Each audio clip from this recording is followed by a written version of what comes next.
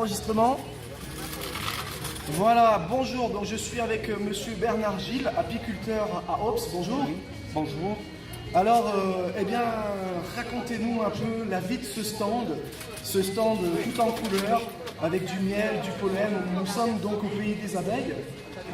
Depuis combien de temps est-ce que vous faites cette profession et comment ça vous est venu?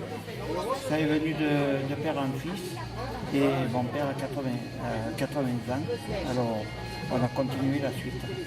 Et votre père donc était déjà apiculteur? Et apiculteur à Ops. Et le grand-père? Non, mon grand-père était dans l'agriculture, dans les moutons. Ouais, il y avait quand même le lien à la terre, quoi. Voilà. Et donc, votre père, lui, a décidé de passer du mouton à l'abeille? À l'abeille, parce que quand le camp militaire s'est fait, on a été exproprié, mon père a pris les abeilles. Oui, alors, voilà, pour les personnes qui ne connaissent pas, sur le territoire du Var, c'était dans les années 70, me semble-t-il, hein, c'est ça? 70. Voilà, donc l'armée a eu besoin de créer un camp. Vous connaissez le fameux camp du Larzac, avec des moutons, pas des canons. Et eh bien, le camp s'est fait sur le plateau de Canjuers. Et en effet, il y a eu voilà, des familles qui ont été expropriées, et notamment des éleveurs. Des éleveurs, et mon père avait déjà des ruches et a continué le métier. Voilà. A pris le métier avec son frère à Trigance. Ah, votre frère aussi Oui, est natif de Trigance. D'accord, donc les deux frères sont apiculteurs. Et c'est apiculteur, il en reste plus qu'un. D'accord. Et maintenant, c'est ses neveux qui ont pris la suite à Trigance. Voilà, ben là on est vraiment dans une histoire de famille. Donc, eh bien, racontez-nous un peu l'apiculture. En quoi consiste le métier d'apiculteur? De quoi sont faites vos journées? Mais les journées, au printemps, on prépare les abeilles pour les porter sur différents endroits pour les fleurs. On les porte au printemps sur le romarin et on fait une récolte de romarin. Et fin juin, on les récolte et après on les porte sur les plateaux de Valençol, Sainte-Croix pour le lavande. Alors certains disent que apiculteur finalement c'est être berger d'abeilles. Vous êtes d'accord avec ça? Oui, parce c'est une passion. Si on n'aime pas les abeilles, si on n'aime pas le métier d'apiculteur, c'est pas la peine de le faire. C'est le seul qui nourrit les abeilles. C'est une passion. Et justement, vous, qu'est-ce qui vous passionne dans ce métier? Qu'est-ce qui vous plaît? Ce qui nous plaît dans les abeilles, c'est la passion de voir travailler l'abeille, de voir le développement de la ruche, voir ce que la ruche, elle fabrique. Parce que la ruche, elle produit du miel et ça apporte un plus. On est content de voir les abeilles qu'elles travaillent, on y est en permanence, on surveille les ruches. Voilà. Vous travaillez avec quel type d'abeille? On travaille avec l'abeille noire, la cocaso italienne et l'abeille du Midi. Et pourquoi ces choix? Il y a des particularités en fonction des espèces? La cocaso italienne, elle est plus productive que l'autre. Voilà. Et pourquoi du coup vous avez choisi les deux? Et deux, parce qu'elle produit du bon miel. Voilà. D'accord, il y en a une qui est productive et l'autre qui est peut-être un peu plus Qui est qualitative. produit mais un peu moins. D'accord, mais le miel est meilleur? Oh, c'est pareil. C'est pareil. C'est pareil, c'est la même chose. C'est plus pour préserver l'espèce. Voilà, c'est pour préserver l'espèce d'abeille, pour pas qu'on perde l'abeille, les abeilles. Et quels sont les enjeux pour un apiculteur? À quoi vous devez faire attention? La floraison, les maladies? Voilà, on doit surveiller les abeilles maintenant pour les maladies, pour les machins, puis les floraisons. Il faut aller d'une floraison à l'autre. Au mois d'août, on récolte le miel de lavande, le miel de toutes fleurs. Au mois de septembre, si c'est propice, on fait le miel de sarriette, comme vous avez là. Et après, on les met en hivernage. Est-ce que les miels ont des vertus thérapeutiques comme les plantes? Par exemple, là-bas, Sarah propose... Vous avez le miel de thym que maintenant, il y en a beaucoup qui s'en servent pour les plaies, pour les opérations. Après, le miel de romarin aussi, il est bon pour les bronches, pour l'estomac, Ça a toutes des bonnes vertus pour la santé.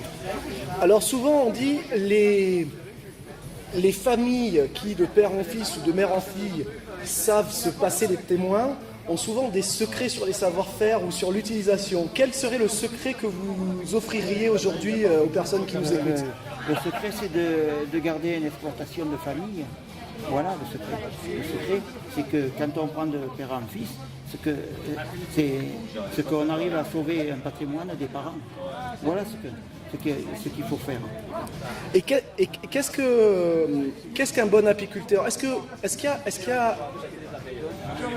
qu'il y a des erreurs possibles dans le métier d'apiculteur et comment quelqu'un qui ne connaît pas ce métier peut reconnaître un apiculteur sérieux qui fait bien son travail?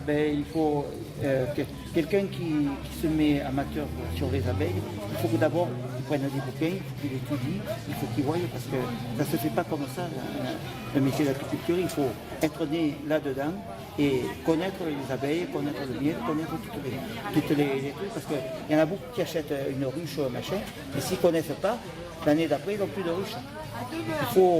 Il faut arriver que l'apiculteur de père en fils ou de machin, il faut être né là-dedans pour connaître complètement les abeilles. Quels sont les parfums aujourd'hui que vous présentez sur votre stand?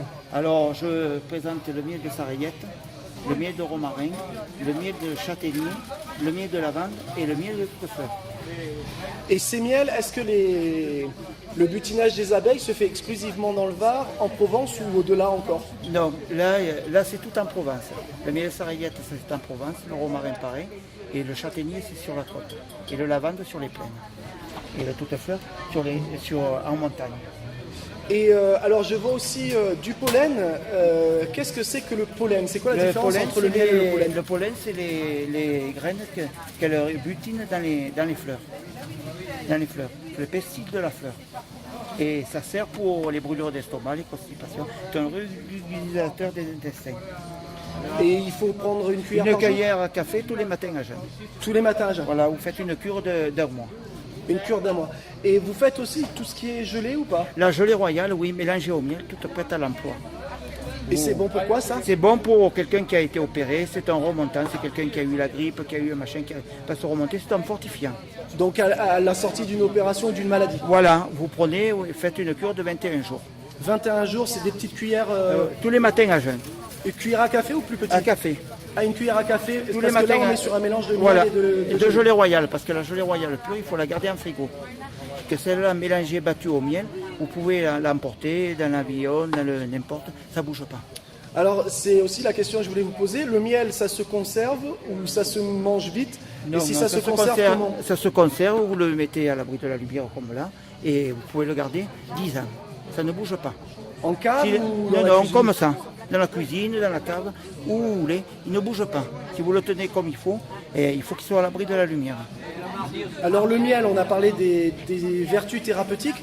On le mange comment? On le mange au petit déjeuner? On le mange... Est-ce que ça se cuisine aussi le miel? Oui, vous pouvez le cuisiner.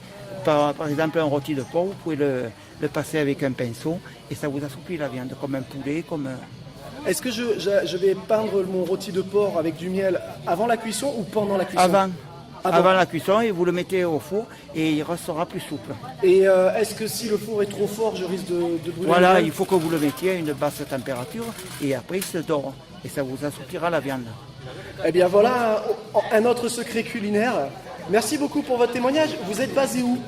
Je suis basé au bas du parking de la piscine, Mas du Vieux-Moulin. Voilà, à Ops. À Ops.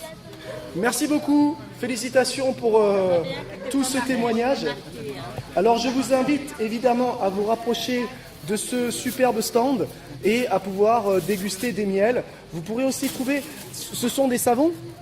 Merci beaucoup, c'est gentil, merci beaucoup. Ouais, ça c'est de la cire brute. Ça c'est de la cire brute qu'on fait fondre et on en fait des moulages.